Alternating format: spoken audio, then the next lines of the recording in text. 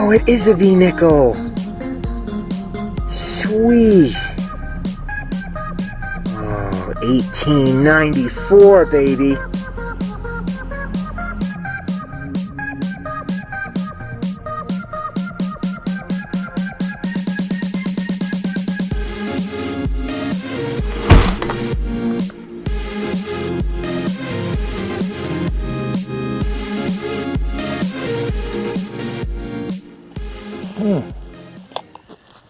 Well, a little persistence pays off. Still having trouble finding the high tones that were so prevalent when I was just walking back and forth across this grass over the last week. Now that I'm actually detecting, I can't seem to find them. So it goes. Patience will pay off eventually. I did just have a good find. Kind of a weak high tone mixed in with some other sounds. Didn't sound good. Excavated, pulled out square nail, piece of iron junk, and then this. That is a little tiny two-piece button. The face is concave, with a little sort of stud in the center. I think that's interesting. And on the back, there is a maker's mark, which I cannot yet read. I'll clean this up later. High-res pictures, all that. You know how it goes. Pretty good shank on it. I'm pretty sure that this is very old. This is not a modern button. So, and the maker's mark will definitely confirm it for me if I can read it. I think there is something written there. And then I could just throw it somewhere and lose it. That's alright. I'll find it. I have a metal detector. Got a pretty good find here. Good. Well, 6 inches down maybe. Have a look. That is another toe tap. You've seen me dig these before. I think this is the third one I've dug on chucking dirt. And this one rang up nice and clean, I think because there are no nails in it. See all the nail holes? The nails are absent. And without the iron in there to interfere with it, it rang up a nice solid 75, 76 signal. And that's pretty far down there. No writing on it, unfortunately. But that is pretty cool. Nice little toe tap. That's a relic from the 19th century. Cool. Alright, let's keep it going. Oh, I just had a heartbreaker, by the way. Thought I had finally found that high tone. Solid 85. This sounded so good. Silky, like silver. But no, it's just a piece of a copper tube of some kind that's all split open. That may have been part of the handle of a tool at one point. Just junk copper now. That's the way it goes. Well, let's just wrap up this little hunt. Today was an interesting day. I think I learned some interesting things about the layout of this property. I had always assumed that the oldest soil would be near the house and that the newer soil would be further away. But it appears to be the other way around. It looks like the soil around the house is mostly modern fill. I'm just not really finding anything over there. So I think it's going to be back to the meadows in coming episodes. But I did pick up a few things today. All of these things were far from the house. So we have the 1800s button, a beautiful two-piece button. It does have a maker's mark on the back, but I can't read it. I don't know what that is. Toe tap, bridle buckle. Not sure what this thing is. Kind of looks like the thing you would use to bind an envelope or a box, so maybe that's what it was. 3030 cartridge. I don't know what that is. Little tiny piece of a bullet, and a couple pieces of something or other. It could be an escutcheon of some kind. I haven't tried to piece it together. I just had it in my scrap. I was thinking of throwing it out, but the more I looked at it, the more it looked to me like it would piece together and form something. It might be some sort of a very simple escutcheon that went around a drawer pull or something. I'll take a closer look at it at home. But that's it. When we're out detecting, we often get tired, and you know, once you start getting tired, you start skipping signals, especially when you're my age. Younger guys, they can keep digging no matter what it is, but you really should dig it all. Every time you pass up a signal, no matter how bad it sounds, it could be something. And I have here a little abject lesson on that. Have a look at these. These three targets were all within a couple feet of each other. Those two were only about 8 inches apart. They all sounded identical. They all gave me a scratchy 75-76 before the plug was opened.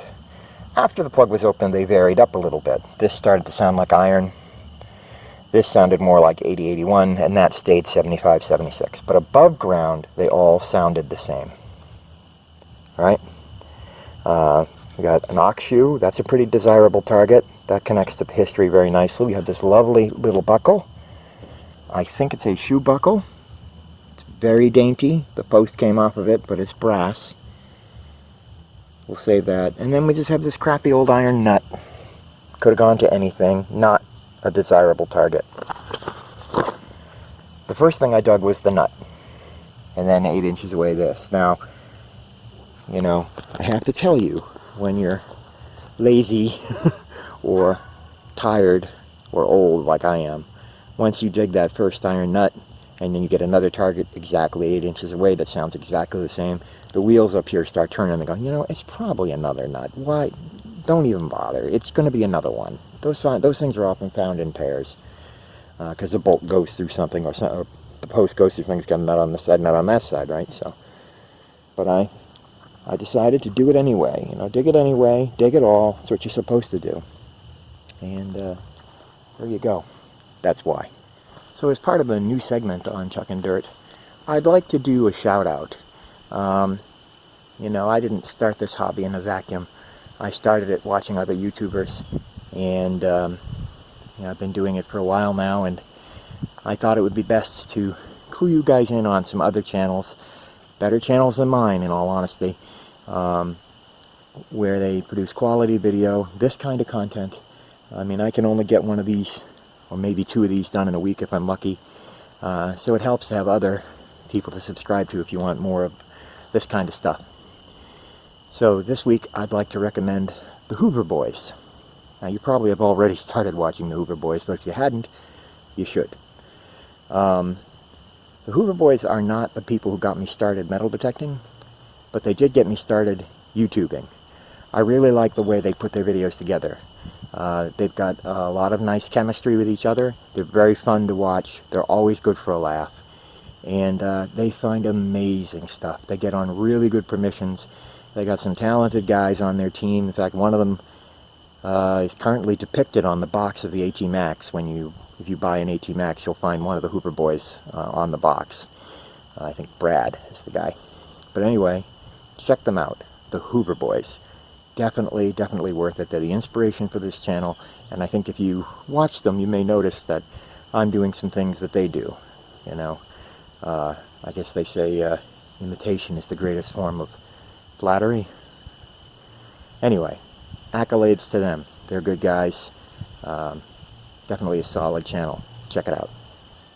Okay, wrapping up another brief hunt here at the 1760 farm. Let's go over these finds. We had another toe tap. This is another one with nails in it. A couple pennies. One's a Wheatie, one's a Memorial. That looks like just a little switch. A little electrical switch from, I don't know, it could be anything, a lighter or a flashlight or something. Couple shell casings, big chunk of lead. Don't know what that is, looks a little funky on the other side. Not sure what that's about. This little tiny brass buckle, I believe it's a shoe buckle. A nice big ox shoe. And this funky thing, which looks like a gas valve or a pneumatic valve from an old radiator. Not sure about that one, but it's interesting. I'll take it. Well, that's it. Another nice hunt. I was only here for maybe an hour tops. Had to work a little late. And the sun's going down earlier now. We're in September, so. Today's episode of Chuck and Dirt was brought to you by the letter L. This gave a lovely nickel tone, solid 51 on the AT series. I thought for sure it was going to be a nickel. It was right on the surface or near the surface. But this looks like a letter that was originally mailed to someone's mailbox or trunk or something. No other letters here, just the L. Cool. Well, history has a way of surprising you. I love this hobby. Check it out. A nice little flat button. Looks to be about almost an inch wide, maybe 3/4 of an inch, 2/3 of an inch. And this rang up a solid 75, 76. I thought it was going to be a zinc penny. But nope, it's a lovely little flatty. And I'm not sure, every now and then I think I can see part of a maker's mark on the back. I will check this out later when I get home, but sweet find, huh?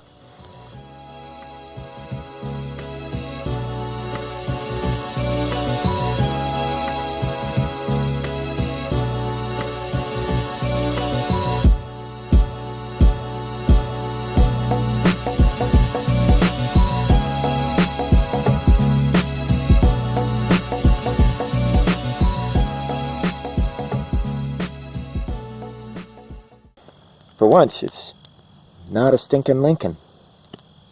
And also, always check your hole, because I did dig a stinking Lincoln here.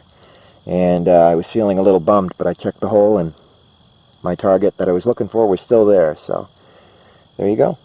Always check your hole. Whew, I'm out in the woods now, trying to stay out of the sun. The bugs are vicious. I'm covered in bug spray, but they are still flying all around me. It's bizarre, even with the headphones on, I can still hear them buzzing in my ear when they get close. It's crazy. Get out of here, you. But I just did dig a nice old target. Yeah, we got ourselves another musket ball. This one looks tiny. I don't know. Looks a little small to be called a 50 cal, but I'll check when I get home. But that's definitely a lead ball. So we will take that with us and get back to it. Someday I'm going to find a whole one of these. Whew, mixed emotions. That is a colonial 1700s era shoe buckle fragment. Only half of it. The pin's missing, but you can see where the pinhole was. Lovely patterning. That would have been a nice buckle. And someday I'm going to find a whole shoe buckle. Still cool though. There's a piece of history that's been waiting in the ground for over 200 years. It's amazing. I love this hobby. Okay. Having a bit of a moment. I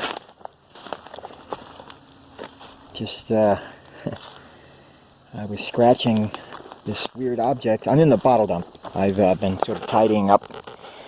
So then I was over here, scratching the ground, finding a lot more broken glass. And then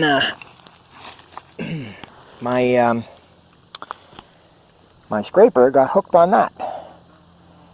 And I was like, what is that? And I'm trying to, get it out of there, and is it like a box, or is it just a piece of odd stone? Why does it look so different from everything else? And then I flip it over, and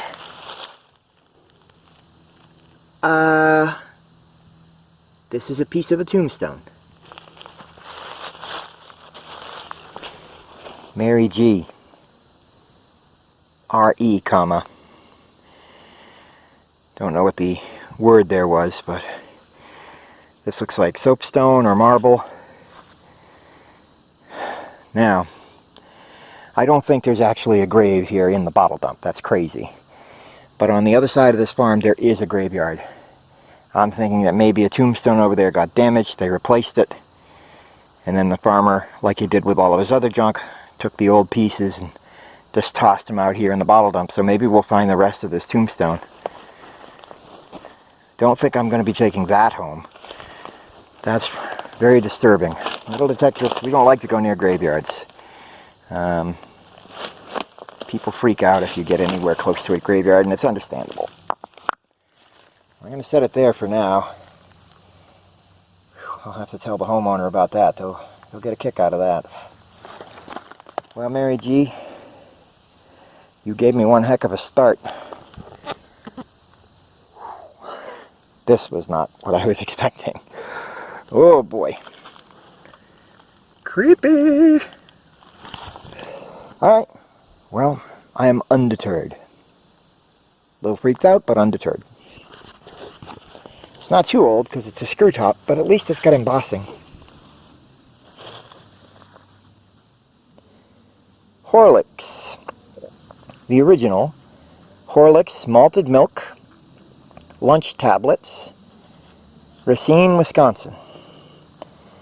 Trademark MM. Malted milk tablets. Lunch tablets. I don't know what that is. Is that like Tums? Is that like what Tums would be? Is that an antacid? Nice little bottle. It does have a little crack in there, but I'll be careful with it. We'll definitely take that one with us. I've also picked up a few lid inserts for mason jars, those white circular porcelain inserts. I love those things. So I got a few of those, but boy, a lot of broken stuff. A lot of broken stuff. Yep, more heavy iron, gutters and things. Whew. It's crazy. There's an old boot, the bottom of an old boot, you know, and I did find another tiny piece of the tombstone. Just a little tiny fragment of it.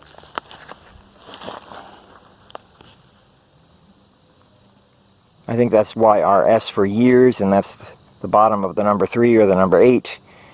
There could be another number before it, and I'm not sure where it went in relation to this piece. But, you know, as I return here from time to time to do a little bottle digging, I'm sure we'll uncover more of this this mystery tombstone for Miss Mary G. I'm tired. You tired? Oh, no one's here with me today. I'm tired. Digger Dave couldn't make it, unfortunately. But we did all right today. Nothing super amazing, but we did have a couple good finds, a couple old finds. So probably my favorite find of the day is this flatty. That's early 1800s, I would think. And of course, this colonial shoe buckle fragment. Those are the really good finds of the day. Then we have this little musket ball, small caliber. I'll have to check that. And then we have a bunch of fired ordnance. That's a big old bullet, but it's flattened out. There's another fired bullet, a bunch of those. Some shell casings, modern bullets, a memorial penny, a little ox shoe or possibly a reindeer shoe, a little Ford key. It's old-ish.